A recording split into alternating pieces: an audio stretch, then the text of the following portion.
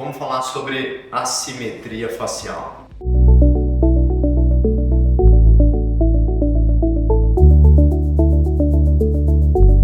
Em primeiro lugar, eu gostaria de deixar claro que todo mundo é assimétrico. Por mais que às vezes você veja em filme, mídia social, pessoas que elas aparentam ser totalmente simétricas, isso na verdade não existe. Na verdade, tem diversas reportagens e até mesmo estudos eles comparando uma metade do rosto com outra metade do rosto. E aí, quando a metade direita fica espelhada na metade direita, isso dá um aspecto não muito agradável. A pessoa não fica tão bonita como ela é. E o mesmo vale para a metade esquerda também. Então, o que eu quero dizer com isso? Que as imperfeições, esses detalhes, essas diferenças, essas peculiaridades, são elas que trazem ou transmitem beleza. Agora vamos um pouco para a parte técnica. De uma maneira geral, no rosto existem alguns tipos de assimetria. O primeiro delas é uma assimetria óssea do esqueleto. Então o esqueleto é onde o nosso rosto está apoiado. E essa assimetria óssea, ela talvez seja a assimetria mais difícil de correção na cirurgia estética de face. Geralmente ela pode ser melhor corrigida nas cirurgias craniofaciais, ou seja, ortognáticas, avanços ósseos de rotação de órbita, ou às vezes avanço do rosto como um todo. E são cirurgias um pouco mais agressivas, são cirurgias que às vezes elas são utilizadas quando tem um caráter um pouco mais reconstrutivo e funcional. A gente também tem algumas assimetrias dinâmicas. Essas assimetrias dinâmicas elas estão relacionadas basicamente na força dos músculos do rosto. Então tem algumas pessoas que quando elas conversam, quando elas contraem, quando elas apresentam a mímica facial, um lado da boca sobe mais do que o outro durante um sorriso. Durante uma expressão de surpresa, uma sobrancelha sobe bem mais do que a outra, e com o passar do tempo, essas assimetrias de força muscular elas vão ficando cada vez mais evidentes. E também tem assimetrias de volume mole.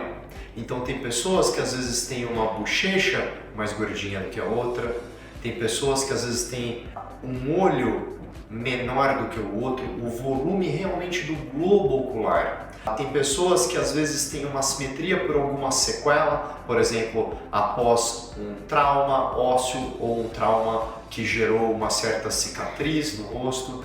Então, existem diversos e inúmeros tipos de assimetrias. Durante a cirurgia de face, a gente tem que pensar como a gente pode corrigir cada uma delas. Sobre as assimetrias dinâmicas, musculares, o que dá pra gente fazer? Vou dar um exemplo mais prático, mais fácil, que é das sobrancelhas. Quando a gente tem as sobrancelhas niveladas e um lado ele sempre está com um tônus mais elevado, com um lado mais contraído, fazendo com que uma delas fique mais elevado, é de bom tom a gente tentar elevar um pouco mais o lado contralateral para que durante a média dos momentos, ou seja, momentos de que toda essa parte aqui está relaxada e o outro lado de quando o músculo está muito contraído, isso fique mais ou menos equilibrado.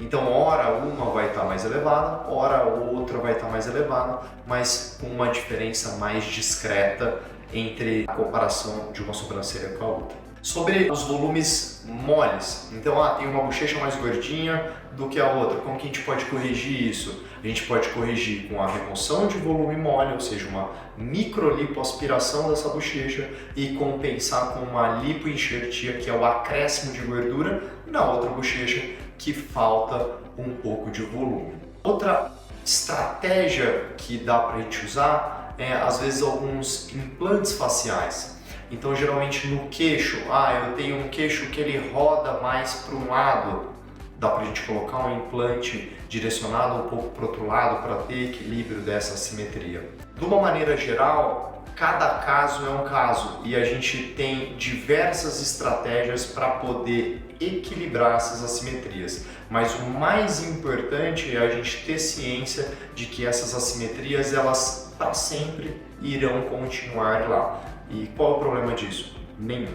As assimetrias, elas não podem ter um destaque além do contexto total. Então é por isso que a cirurgia de face ela tenta amenizar e não consertar.